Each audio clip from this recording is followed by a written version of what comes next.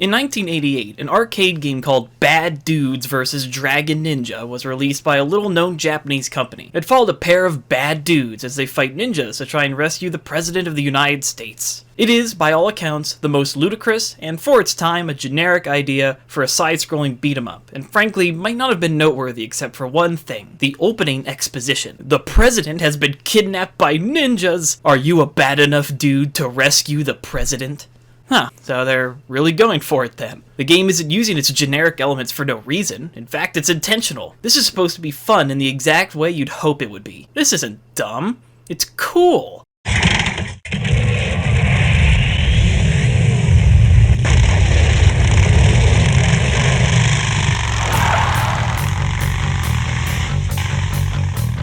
When I'm on the road, I'm indestructible.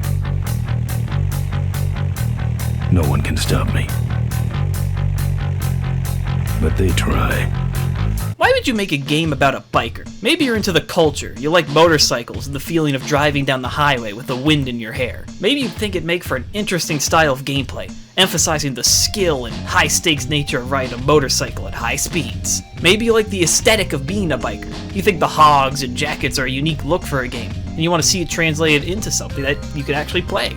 Maybe you just think your game is going to sell like hotcakes because you worked so hard, in which case you are shockingly naive and are lacking critical information. Oh shit, deliver the package, avoid the police. I'll deliver your package. I've always wanted a huge package. It could be anything, really. Or maybe it's all the above, in which case you made it for one simple reason: it's cool. When it comes to video games, there's this uniting quality that the majority of titles, as well as people who play them, strive for. Everyone wants to be cool. Now, what is being cool? Surely it's just some nebulous term that doesn't describe really anything tangible about the elements of a game's design, right? Cool is in many ways a meaningless word, and yet we use it all the time. For something to be cool, I think we could safely say that you'll know it when you see it. And when you see it, that it suddenly takes on a whole new set of characteristics that might have never been ascribed to it. Take Tim Schafer's excellent biker adventure, Full Throttle. I'm not putting my lips on that.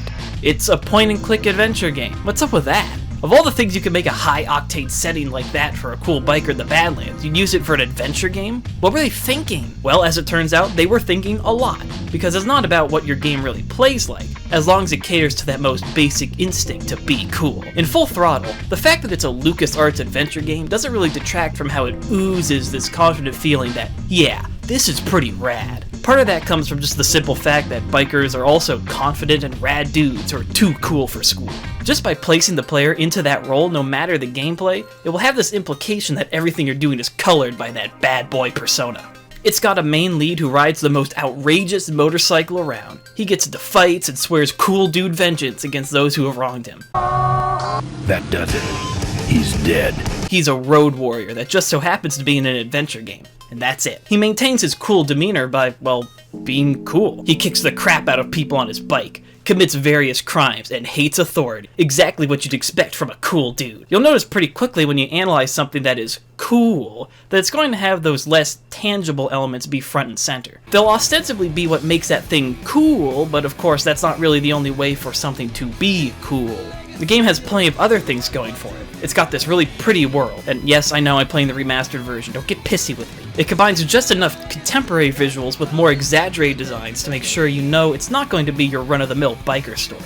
Its music does the same thing, playing to that cool guy persona of a biker with these western tunes and other tracks you'd be happy to blare when you're going down the highway. It helps that they got a band who professionally does that sort of work for the game. The Gone Jackals give the opening that exact impression it needed to get you ready for the rest of the title. But what does all this mean? So what if something is cool?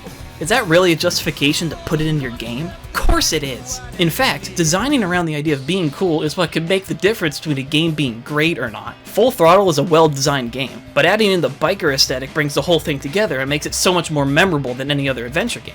To be fair, it was made by LucasArts, so it was always going to be good, and yet you can easily tell why it's charming, why it works compared to other titles, particularly those trying to make themselves look cool. Take, for example, Telltale's Batman games, titles that try to play up the idea of Batman being a bad dude, but ends up hamstringing him by being so limited. With the biker aesthetic, Full Throttle still made sure you looked like a bad dude. You actually get to ride your bike, get into fights and stuff. But for Telltale, they can only ever express gameplay through QuickTime events. That might have been exciting for Resident Evil 4 almost 20 years ago, but modern titles have shown just how overused they become. And it's been like this for almost a decade, by the way. Not to mention that Full Throttle came out in the 90s, long before the modern QTE was invented, and it's so much more interesting because of it. As for the Batman, well, he sort of got left in the dust there, though it wasn't always like that. It will be my legacy, a monument to your failure. And if you try to stop me, I guarantee everyone will know your secret. Why would you make a game about Batman? Maybe you're a fan of the comics and you enjoy the camp and expression that comes with it. Because the elf wenches are so beautiful. Maybe you like the idea of Batman as a gameplay element, since he's so varied as a character. He's a detective, a fighter, a Sigma meme. Maybe you're just part of Warner Brothers' weird corporate machine, and you insist that your properties get turned into something every year, even though they consistently underperform at the box office. Maybe it's all the above. Or maybe it's just because Batman is cool. Batman is sort of the opposite of Full Throttle, isn't it? Bikers can't help but look like bad dudes, but Batman? Well, So you wanted to outsmart me, hey?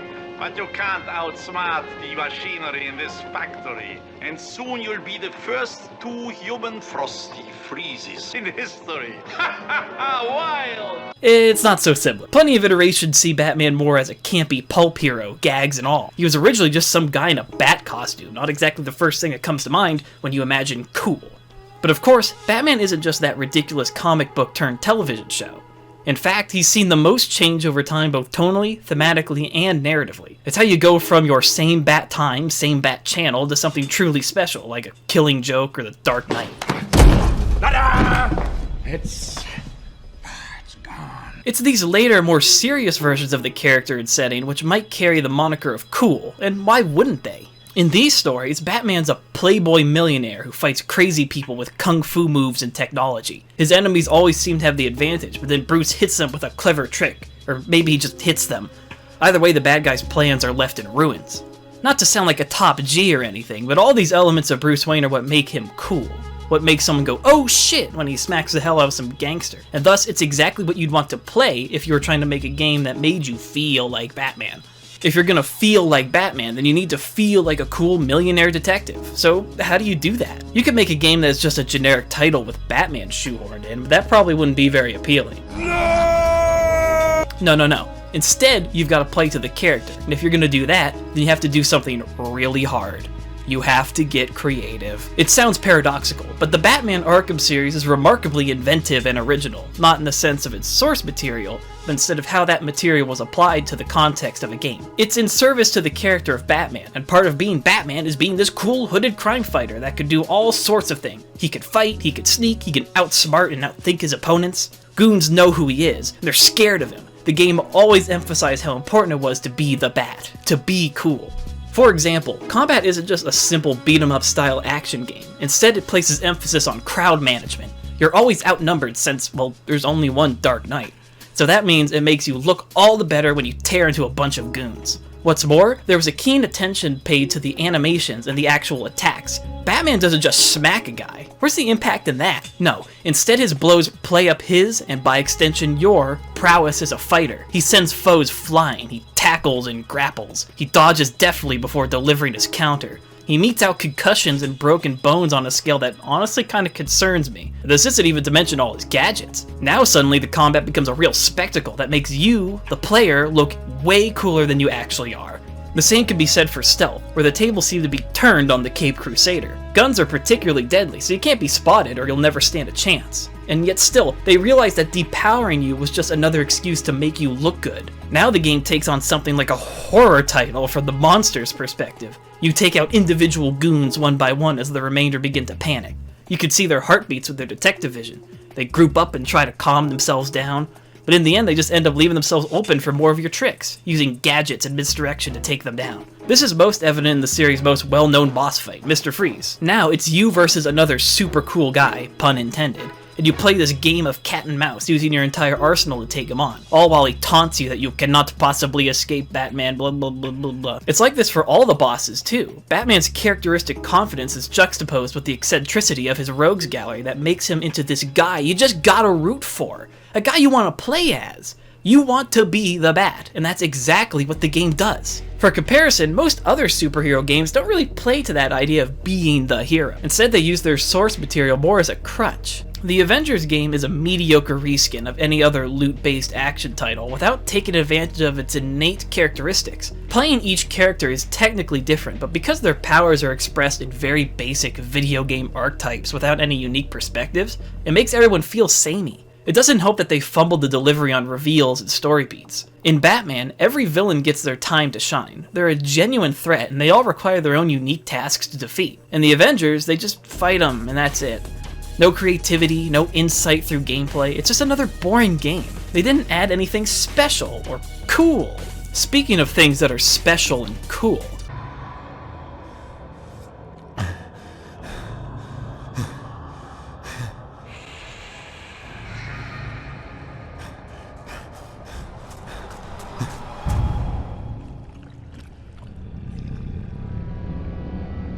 why would you put a zombie horde mode in your game? Maybe you're terribly bored at the office, and you made it for fun and it just happened to make it into the game proper.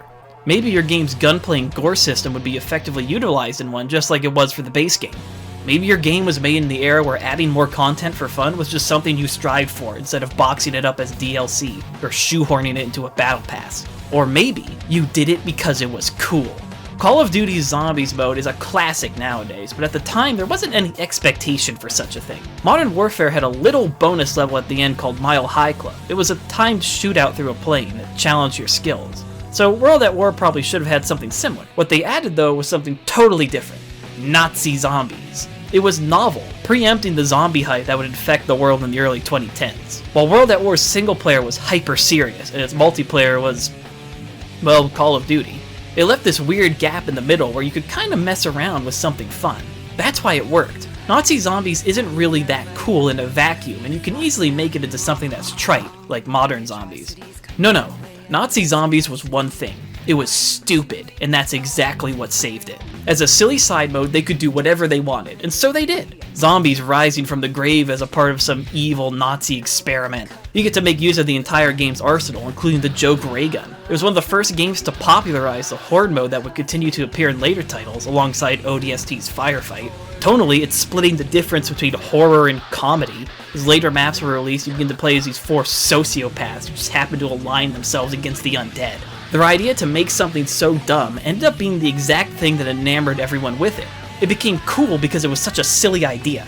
Most cool things are pretty dumb if you think about it. There's plenty of rad ideas that, when you think about them logically, are just nonsense. Why'd they put a chainsaw on all the rifles in Gears of War? Because it's cool. Or, for that matter, why does anyone put a chainsaw on any weapon? You think they slapped that shit into Warhammer because they thought it was a good idea? Hell no, it's just meant to be silly and cool. That's what Nazi Zombies represents, and everything that came with it is a product of its own nonsense. They made new maps which were even better than the first one. They added perks in the form of vending machines. They added a pack-a-punch thing that gives your guns a silly pun name when you put them in. They even added some badass death metal songs for fun because you gotta rock out to killing the undead.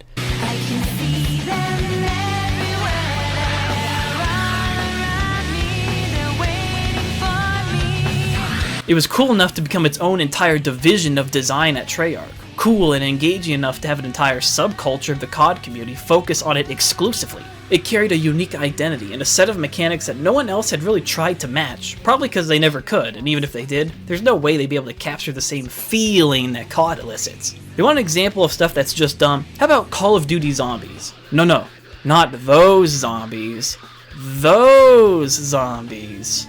They replace all the fun of the older games with more lore and story shit that isn't actually that engaging. They make them about Easter eggs as opposed to the Easter eggs just being a fun challenge thing. They suffered dramatically in the design departments by trying to overhaul their already perfect system. They have a plot that you actually have to follow now. They're not trying to be ridiculous, they're just trying to be serious. They want you to actually care, but they threw out what made people connect with the game to begin with. Cool characters don't need a massive storyline or rigorous backstories, they just need to be themselves. People liked the original 4 characters because they were silly and fun. They were badasses slaughtering hordes of zombies. Anything else would have detracted from their unstoppable butt-kicking nature. Later on, however, they had this whole complicated story, and even worse, they removed the characters entirely and told it to you through exposition dumps over radio. The only guy who can make exposition cool is Kojima, and this ain't Metal Gear, I can tell you that. They stopped making zombies because it was cool. Instead, they made it because it was a formality. But then, that begs the question, should you design for the rule of cool? Well, the short answer is yes, of course you should. Striving to be cool and memorable is what makes you go into overdrive when it comes to the creative process. It makes you imagine scenarios and ideas that can place the player in the shoes of a proper badass. It makes you want to root for your player to enjoy themselves. It makes your games memorable, and striving for that isn't just something you should do, it's something you must do, and some developers already know that. Within the confines of the horror that is the Fallout wiki, you can find something most fascinating. They have collected some of the original Fallout Van Buren design docs written by Chris Avallone, and within them is some really important insights. You can see how the game was being set up, how different aspects were planned for the title, and plenty of other information. But within it there is one small section that I find very notable. It is titled the Cool Shit section, and it contains exactly what you think. It lays out the idea that areas or levels and the mechanics shouldn't exist merely to contribute to a basic sense of mechanical proficiency, or to present a challenge for the sake of. Instead, it asks the designers to make sure they add some cool shit, and it's very broad. It encourages intriguing ideas that are meant to entice the player into remembering them, to wanting to interact with them out of curiosity or excitement. It's playful and fun, and it does everything that the games mentioned before did as well. You want cool ideas? Stick to things that are already cool. Turn them into a unique perspective or interaction. Get creative. Think of a new way to get the player to engage with the game instead of just playing it like any other title. And put something in that's just fun. That doesn't need a mechanical justification. That doesn't need to be approved by a publisher on high. That's what the rule of cool is really about. It's an excuse for the designer and the player to enjoy themselves instead of going through the typical game routine. You could see it in modern game design now. Instead of getting players invested using cool, interesting ideas, they focus on the exact opposite, where your incentives are purely reward-based and wholly interchangeable. And most importantly, we can actually use that motivation to prioritize exploration. Here's a quick example. We're back. Levels of depravity. Look where we are, we're back. God, notice how this bastard talks about our poor boy DSP. He's acting like he's training a dog. In reality, they didn't actually make anything interesting. They didn't even do anything that's special. This guy is talking like establishing a mechanic for later use and backtracking is this whole new idea. Guess he didn't know the Japs beat him to it by more than 20 years. It's why new games are so boring. They're not trying to impress you or wow you or make you think they're cool. They're presented to you as rat mazes with cheese at the end, if they even put cheese there to begin with. Game design isn't a maze though. It's an adventure with both the expectable and unexpectable. That's why you should strive to be cool, because at its core, the concept of being cool is to be different from the monotony of normal life. For game designers, they need to ask themselves one important question. Are they a bad enough dude to follow the rule of cool?